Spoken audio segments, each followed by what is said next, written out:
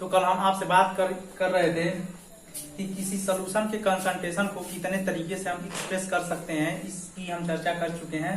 कुछ और बातें बाकी हैं, उन्हें अभी हम देखेंगे। तो कल हम आपसे बात किए थे परसेंटेज वेट बाय वेट, उसके बाद percentage weight by volume, percentage by volume हम किए थे, उसके बाद पीपीएम कंसंट्रेशन, उसके बाद नॉर्मेलिटी मोलरिटी ज्ञात कर लिए थे, बता दिए थे कि ये क्या क्या चीजें होती। उसके बाद हम नॉर्मेलिटी इक्वल टू लिखे थे एन फैक्टर इनटू मोलरिटी। ये क्या है, ये कैसे आया, कहते कि आपको कल बताएंगे, क्योंकि कल एक सवाल था हमारे पास, इसलिए सवाल को लगाना जरूरी था, इसलिए हम रिलेशन आपको बता दिए थे। अब देखा जाए कैसे आता है। तो देखिए, नॉर्मेलिटी इक्वल टू हम लिखते हैं एन फैक्टर इनटू मोलरिटी। ये कैसे आया, इस बात को देखा जाए तो हम जानते हैं कि नॉर्मेलिटी बराबर क्या होता है।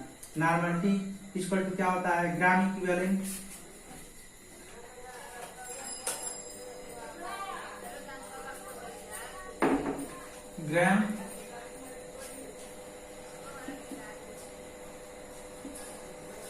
Gram equivalent of solute upon volume of solution. और लेना किसमें है, लीटर में। एक साइड हम लिखना है मोलरिटी। मोलरिटी इक्वल टू क्या है, moles of solute upon volume of solution. ये किसमें लेना है, लीटर में लेना है। चलिए इसे और सॉल्व करते हैं। नॉर्मेलिटी इक्वल टू कितना निकल के आया, ग्राम इक्विवेलेंट कैसे निकालते हैं, ये कल आपको बताया था। ग्राम इक्विवेलेंट इक्वल टू क्या होता है, देखिए ये सिंपली एक मोल की तरह ही ट्रीट करते हैं इसको। मोल इक्वल टू क्या होता है, weight upon solute upon molar mass of solute, मतलब वेट अपॉन मोलर मास। लेकिन यहाँ ग्राम इक्विवेलेंट की जब चर्चा करते हैं तो यहाँ वेट अपॉन इक्विवेलेंट वेट लिखते हैं। क्या, इक्विवेलेंट वेट। तो चलिए यहाँ इसको लिखते हैं weight of solute upon equivalent weight of solute upon volume of solution. ये लेना किसमें, लीटर में। और सॉल्व करते हैं n fact sorry normality equal to क्या हो जाएगी, वेट ऑफ सॉल्यूट। ये देखो ये नीचे आ जाएगा, ये नीचे आ जाएगा, और ये क्या है, वॉल्यूम ऑफ सॉल्यूशन। ये किस में लेना, लीटर में, इनटू इक्विवेलेंट वेट। ये नीचे आ जाएगा। इक्विवेलेंट वेट क्या हो जाएगा, इक्विवेलेंट वेट क्या हो जाएगा भाई, molar mass upon n factor. N factor देखो ये नीचे है तो एन फैक्टर कहाँ चला जाएगा, ऊपर, तो हम यहाँ लिख दे रहे हैं एन फैक्टर। चलिए मोलरिटी को और सॉल्व करते हैं। तो यहाँ wait of solute upon molar mass of solute हो जाएगा। तो मोलर मास अपॉन सॉल्यूट तो ये नीचे आ जाएगा, वॉल्यूम ऑफ सॉल्यूशन इनटू क्या हो जाएगा, मोलर मास ऑफ सॉल्यूट। तो देखिए ये वैल्यू और ये वैल्यू दोनों सेम सेम है कि नहीं है, इस वैल्यू को हम यहाँ पुट करने जा रहे हैं।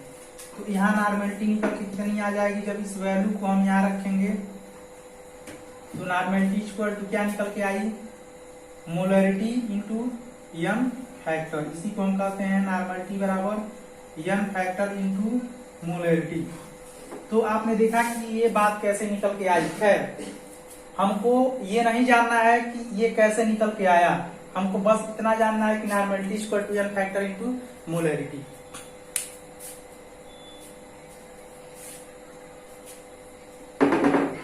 तो आपको ये सब चीजें याद नहीं रखनी है, बस याद रखनी है ये चीज, लेकिन आपको दिखाना जरूरी था कि ये कैसे निकल के आ रहा है।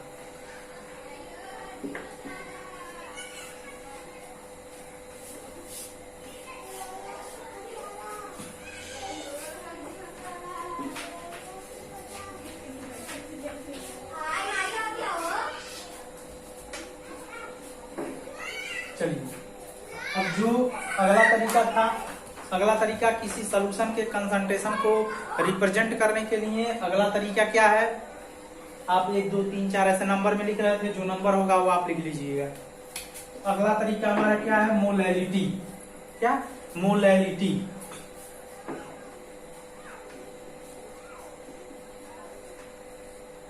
अगला तरीका क्या है, किसी सॉल्यूशन के कंसंट्रेशन को रिप्रेजेंट करने का जो अगला तरीका है, मोलैलिटी। तो मोलैलिटी की यूनिट क्या होगी, मोल पर केजी। मोलैलिटी क्या है, इस बात को समझा जाए। मोलैलिटी क्या है, मोल्स ऑफ सॉल्यूट। क्या, moles of solute present in 1 litre solution is known as molality. Molality क्या है, moles of solute present in 1 kg solution, sorry, molality क्या है, moles of solute present in 1 kg solvent is known as molality. इस बात को हम लिखने जा रहे हैं, moles of solute present in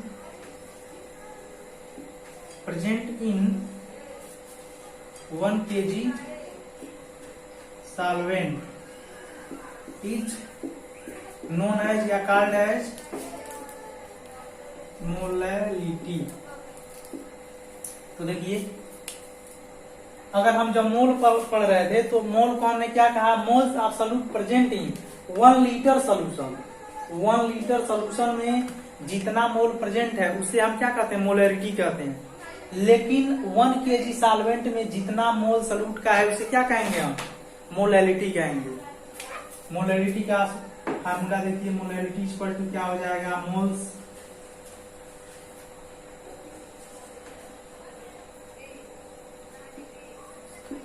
of solute upon weight of solvent. और ये सॉल्वेंट का वेट किस में लेना है, केजी में। तो इसी बात को देखो, इसी को हम ऐसे थियोरेटिकल टाइप में कर दिए, इसी बात को हम फार्मूले से देखो कैसे निकालते हैं। अगर ये वैल्यू 1 कर दो, क्या 1 कर दें, जो सॉल्वेंट का वेट है अगर वह हम 1 कर दें तो ये जो मोल्स ऑफ सॉल्यूट है उसे क्या कहेंगे, मोलैलिटी कहेंगे। तो मोलैलिटी क्या है, moles of solute present in 1 kg solvent is known as molality. अभी इस पर सवाल देखेंगे, थोड़ी सी और बातें कर लेते हैं इस बारे में।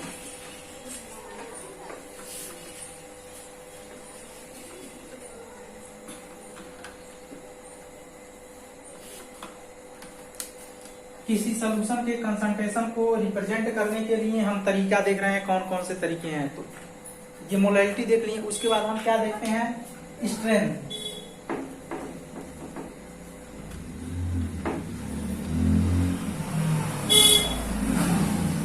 स्ट्रेंथ देखते हैं भाई, स्ट्रेंथ क्या है, इसकी यूनिट क्या है।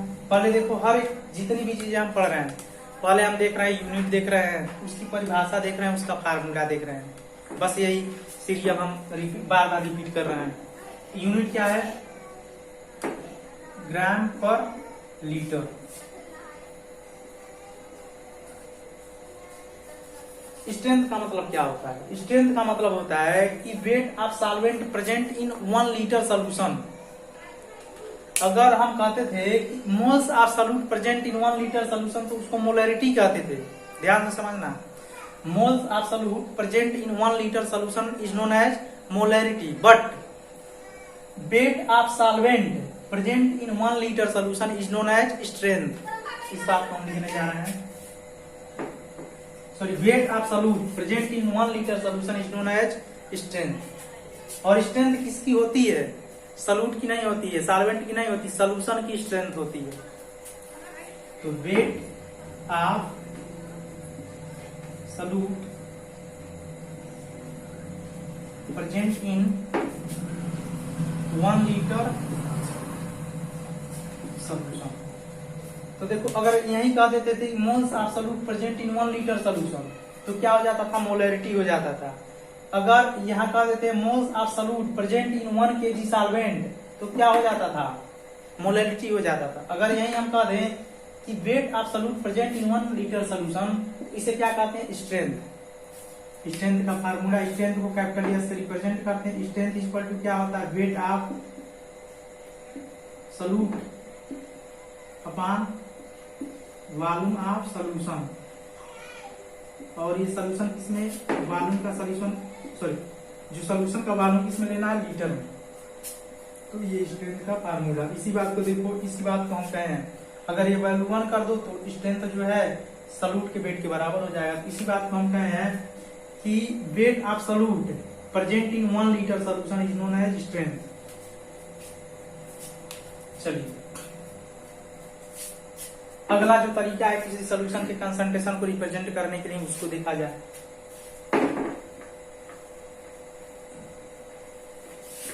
अगला जो तरीका है वो फॉर्मेलिटी है।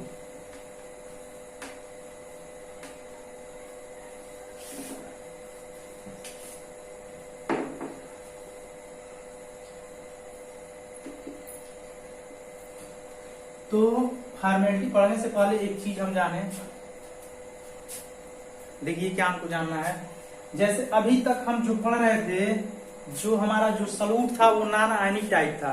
क्या था हमारा जो सॉल्यूट था, नॉन आयनिक टाइप। जैसे क्या पढ़ रहे थे, नॉन आयनिक टाइप का मतलब ग्लूकोज पढ़ रहे थे, यूरिया पढ़ रहे थे, सुक्रोज पढ़ रहे थे।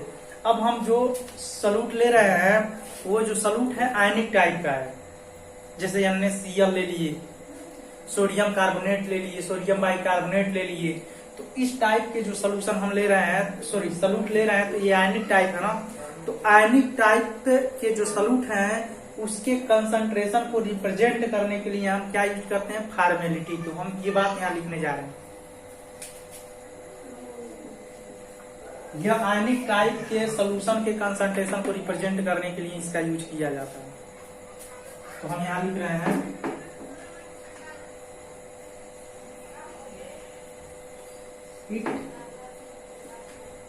it is used to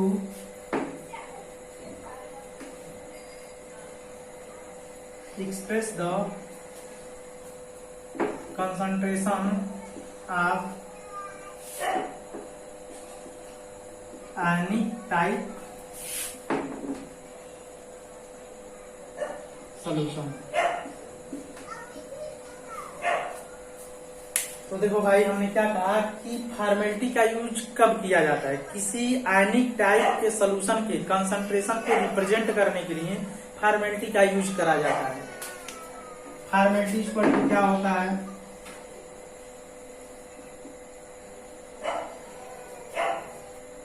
formality पर क्या होता है, फॉर्मेलिटी पर होता है number of hormones,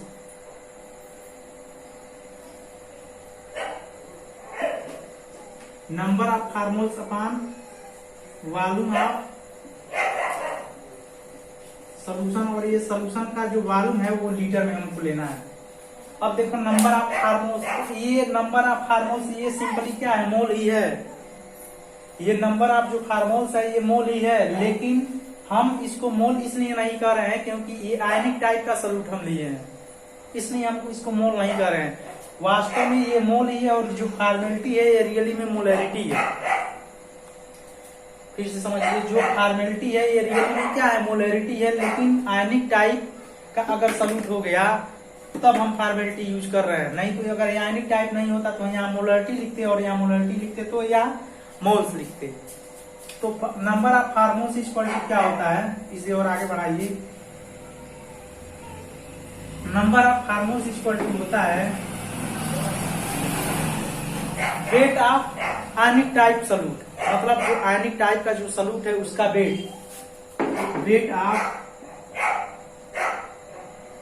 ionic, weight of ionic solute upon formula mass.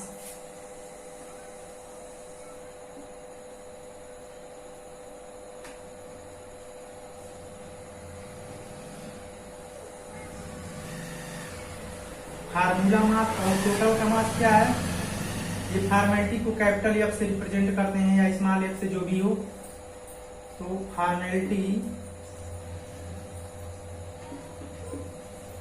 Formality equal to क्या होगा, ये इतना क्या निकल के आया हमारा, ये जो है ये number of formals upon volume of solution, और ये लीटर में देना है।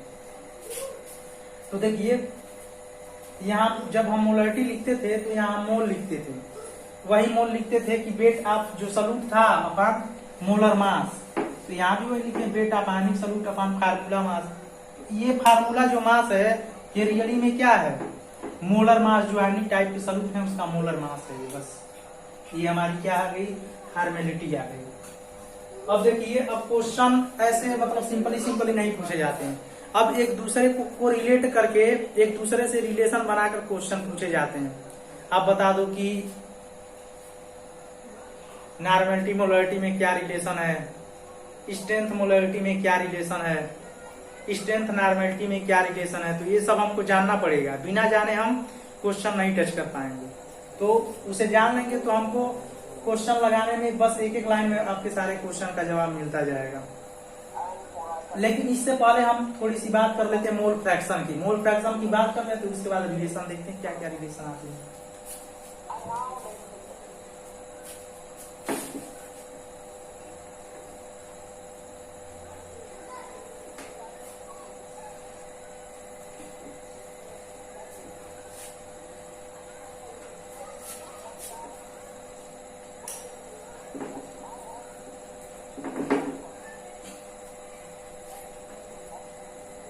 अभी हम बात करने जा रहे हैं किसकी, मोल फ्रैक्शन की।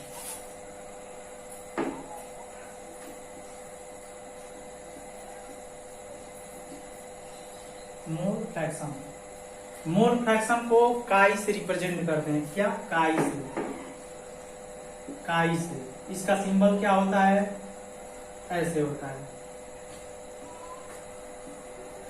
तो मोल फ्रैक्शन को काई ऐसे रिप्रेजेंट करते हैं मोल फ्रैक्शन को, और इसे क्या कहते हैं, काई कहते हैं, CHI।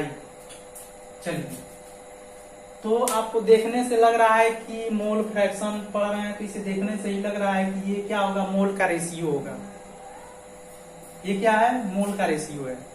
अब सिमिलर क्वांटिटी का अगर रेशियो हम लेते हैं तो क्या उसकी यूनिट कुछ होती है, नहीं होती है। अब यूनिट कुछ नहीं है तो डायमेंशन होगा, वही डायमेंशन नहीं होगा। तो ये क्या है, यूनिट लेस और डायमेंशन लेस है। यूनिट ही नहीं है तो डायमेंशन कहां से होगा। जैसे आप पढ़ते हो, क्या पढ़ते हो, जैसे पढ़ते हैं आप स्ट्रेस, सॉरी स्ट्रेन पढ़ते हैं, स्ट्रेन, स्ट्रेन डेल्टा एल अपान एल। तो देखो ये भी लेंथ है, ये भी लेंथ है, तो लेंथ का डिवीजन हो रहा है, मतलब इनका रेशियो निकाल रहे हैं। तो ये क्या होती है, ये यूनिट लेस होती है, इसकी कोई यूनिट नहीं होती है। कोई यूनिट नहीं है तो डायमेंशन नहीं होता है।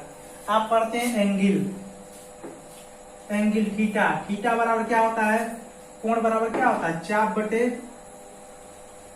रेडियस, चाप बटे त्रिज्या। एंगल इक्वल टू क्या होता है, आर्क अपान रेडियस, मतलब चाप बटे त्रिज्या। तो ये भी देखो, ये भी तो कोई डिस्टेंस है, ये भी क्या है, डिस्टेंस है। तो डिस्टेंस क्या होता है, यूनिट लेस डायमेंशन लेस होता है, इसकी कोई यूनिट नहीं होती। इसलिए आप कहते हैं कि थीटा की कोई एंगल सॉरी कोई डायमेंशन नहीं होती, स्ट्रेन की कोई डायमेंशन नहीं होती है। साइन थीटा को कहते हैं, इसकी कोई डायमेंशन नहीं होती। क्यों नहीं होती है भाई, साइन थीटा बराबर क्या होता है, साइन थीटा बराबर क्या होता है, लंब बटे कर्ण, मतलब परपेंडिकुलर अपॉन हाइपोटेनियस। तो ये भी देखो ये परपेंडिकुलर भी एक लेंथ है और ये भी हाइपोटेनियस भी एक लेंथ है। तो ये लेंथ आपस में कैंसिल हो जाते हैं। इसीलिए कहा जाता है कि स्ट्रेन हो गया, थीटा हो गया, साइन थीटा हो गया, इसकी कोई यूनिट नहीं होती है। उसी प्रकार से मोल फ्रैक्शन की क्या नहीं होती है, यूनिट नहीं होती है। कोई यूनिट नहीं है तो इसकी कोई डायमेंशन नहीं होगी। एग्जाम में आपसे पूछा जाता है 4 क्वांटिटी दे देंगे, उसमें एक मोल फ्रैक्शन रहेगा, कहेगा बताओ किसकी यूनिट नहीं होती है। तो ऑप्शन क्या सही होगा, मोल फ्रैक्शन की कोई यूनिट नहीं होती है। इसमें लिख रहा है it is unit less and dimension less.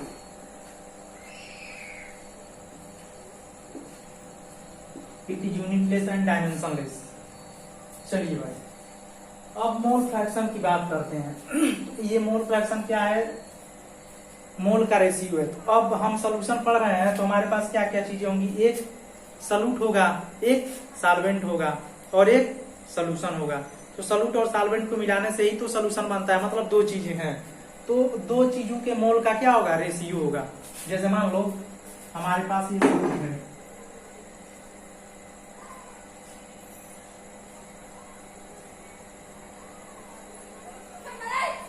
ये क्या है, सॉल्यूट है,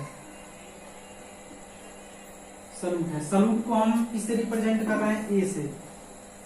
अब देखो ये जो ए लिखे हैं, अब ये पूरी जब तक सोल्यूशन आप पढ़ेंगे तब तक ए को हम क्या समझेंगे, अगर कहीं हम लिखे ए तो ए को आप क्या समझेंगे, सॉल्यूट, और ये हमारा क्या है, सॉल्वेंट है।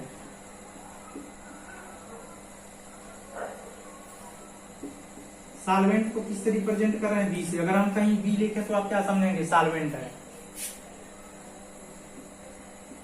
जब इस सॉल्यूट को इस सॉल्वेंट में डाले तो हमको क्या मिला, सोल्यूशन मिला।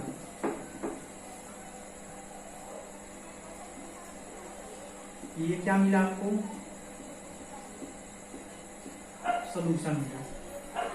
तो अब पूछा जाएगा इस सोल्यूशन में सॉल्यूट का कितना हिस्सा है,